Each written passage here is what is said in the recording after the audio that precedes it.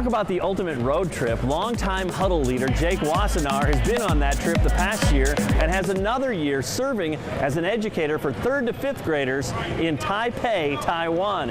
He said, yes, the experience has been amazing and he loves educating people overseas, but he says a lot of it was educating himself. When I was in my senior year, I was looking through a couple options, whether to teach and coach locally or to go abroad and have this experience. And it was important for me, being a small town Iowan, to have an international experience, to personally to live as an immigrant, to find out what it's like to not speak the native language, to not know the native culture, to get transplanted into a place that's awkward. That was important for me to have that experience. And if I want to be able to connect with people, even in my home state, I want to be able to do that in a place where it is a unique situation. So for me, Taiwan was the perfect place to do that. I've loved spending time there. The people have been great, and it's a world away. So all these things together have created an awkward and awesome situation.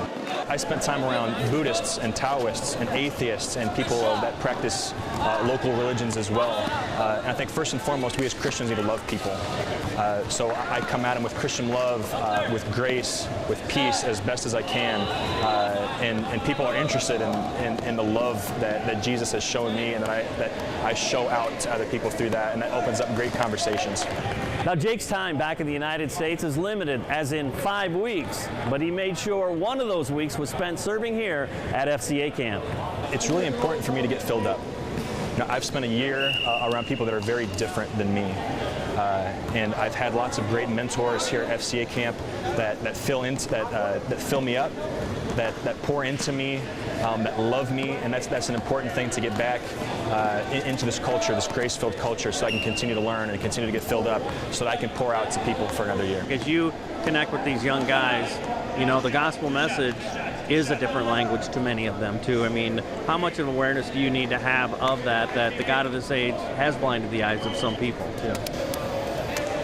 Well, I think an important thing to realize is that even when I was in Taiwan and everyone's speaking Chinese, you can still communicate without language. You can communicate with your actions. You communicate with the way you present yourself, and even by smiling at people.